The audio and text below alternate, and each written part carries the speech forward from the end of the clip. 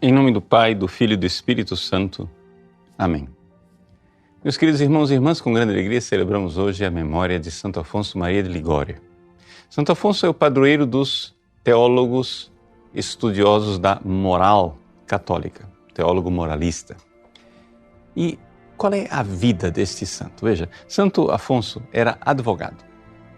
E ele era um advogado genial, um homem de grande fé católica, de grande retidão, mas também de grande inteligência humana e competência jurídica, de tal forma que ele nunca perdeu nenhum caso. Até que aconteceu um dia que, por um erro dele, ele perdeu um caso na corte e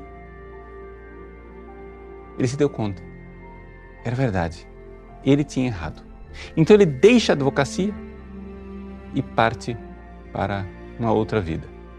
O que levou Santo Afonso a mudar da advocacia para a teologia moral foi um processo no qual ele foi se dando conta de que se ele havia errado neste julgamento humano, que era um julgamento com consequências, claro, mas com consequências temporais aqui nesse mundo, você já pensou? Se nós, no julgamento da nossa consciência, errássemos o julgamento e, pensando que estamos em estado de graça, na verdade estivéssemos em pecado mortal e morrêssemos nessa situação? Que erro tremendo! Que julgamento mais horroroso de consequências eternas! Pois bem, então Santo Afonso encontrou dois grandes abismos. Quais eram os dois grandes abismos da teologia moral? O primeiro abismo era dos teólogos laxos, ou seja, teólogos que, nada é pecado, preocupa não. Você só pega, basta que a opinião daquele manual seja provável. Todos os outros são contras, mas tem uma chance daquilo lá estar correto? Então, se é a opinião mais provável, então vamos com ele. Basta que algum manual apoie a minha posição, estou de boa, estou justificado.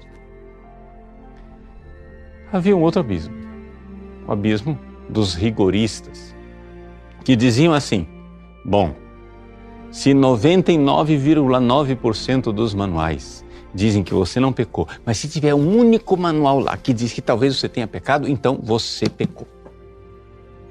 Porque nós temos que ir pelo caminho mais seguro. São chamados tussioristas.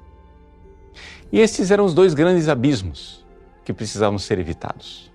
Os probabilistas e os tussioristas, os laxos e os rigoristas. Então, Santo Afonso, meditando, vendo, estudando a consciência humana e vendo verdadeiramente aquilo que era a tradição da Igreja, não somente nos teólogos medievais, mas também nos santos padres e, claro, nas fontes evangélicas, Santo Afonso chega à conclusão que nós temos que chegar a seguir aquilo que é o caminho da maior parte dos doutores seguros. Com essa sua escolha, Santo Afonso foi um farol para a Igreja e continua sendo até hoje. Eu estou aqui apresentando de forma muito esquemática, básica e, digamos assim, até superficial aquilo que é a posição de Santo Afonso.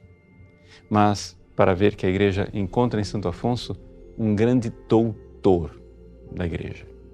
Nós vivemos uma época, miseravelmente, em que nós caímos no laxismo, em que a gente não procura nem uma posição probabilista, é simplesmente o laxismo mesmo, na libertinagem, em que nada mais é pecado. Como diz o Papa Pio XII, o grande problema do mundo moderno é ter perdido a noção de pecado. Santo Afonso, doutor da Igreja, nos traz de volta para a moral católica, para enfrentarmos esse julgamento tão sério, no qual não podemos errar. Porque da sentença desse juízo depende da nossa salvação eterna. Deus abençoe você. Em nome do Pai, e do Filho, e do Espírito Santo. Amém.